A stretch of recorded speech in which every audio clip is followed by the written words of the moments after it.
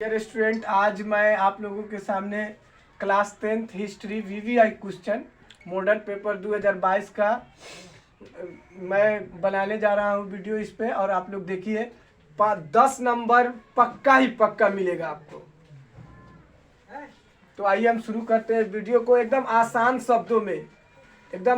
शब्दों में आपको देखने को मिलेगा। देखिए, सबसे पहले है सर्वहारा वर्ग किसे कहते हैं। ये क्वेश्चन कर रहा है कि सर्वहारा वर्ग किसे कहते हैं।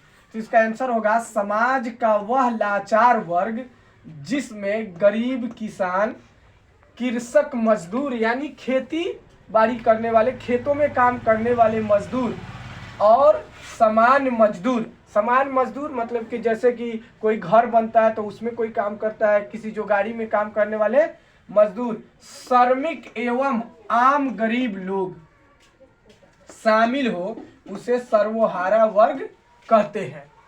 इस तरह से दूसरा क्वेश्चन कहता है सल्लम से आप क्या समझते हैं। तो सल्लम का आंसर होगा कि छोटे गंदे और अस्वास्थ्यकर स्थानों में, मतलब छोटा जगह हो, गंदा इलाका हो और अस्वास्थ्यकर मतलब स्वस्थ न हो, मतलब आदमी स्वस्थ जगहों पर न हो। अस्वस्थ स्थान मतलब गंदे जगहों पे, अस्वस्थकर स्थानों में जहां फैक्ट्री में काम करने वाले मजदूर, जब फैक्ट्री का काम खत्म हो जाता था तो वो अपने छोटे से घरों में आकर क्या करते थे, मजदूर निवास करते थे। वैसे आवासीय स्थानों को सल्लम कहते हैं, जिसका निश्चित आवासीय नहीं होता है, निश्चित आवास नहीं होता, मतलब मुकम्मल तौर पर, पूरी तौर पर वह रहने की जगह नहीं होती, उसकी अपनी जगह नहीं होती है, बल्कि दूसरे के जमीनों में गंदी जगहों पर अपना जगह बना लेते हैं, अपना घर बना लेते हैं और वहां पे अपना फैक्ट्री में काम करने के बाद वो आकर वहां पर अपना जिंदगी गुजर बसर करते हैं। उसको सल्लम पद्धति कहते हैं या सल्लम कहते हैं। एशिया की सबसे बड़ी सल्लम मुंबई में है। दूसरी बात यह है कि प्रश्न 3 कह रहा है औद्योगिक क्रांति क्या है। औद्योगिक क्रांति फैक्ट्री के बारे में बता रहा है। वाष्प शक्ति मतलब कि आपको बता दें कि वो औद्योगिक क्रांति वाष्प शक्ति संचालित मशीनों द्वारा बड़े बड़े कारखानों में बड़े पैमाने पर वस्तुओं का उत्पादन ही औद्योगिक क्रांति है। आपको बता दें कि जब औद्योगिक क्रांति आया तो बड़े बड़े कारखानों में बड़ी बड़ी मशीनें प्रयोग होने लगी, और जिससे जो मशीनें मतलब कि जो मजदूर एक काम को 10 दिन में करते थे, वह काम को औद्योगिक क्रांति में मतलब मशीनें जो है 1 घंटा में करने लगी।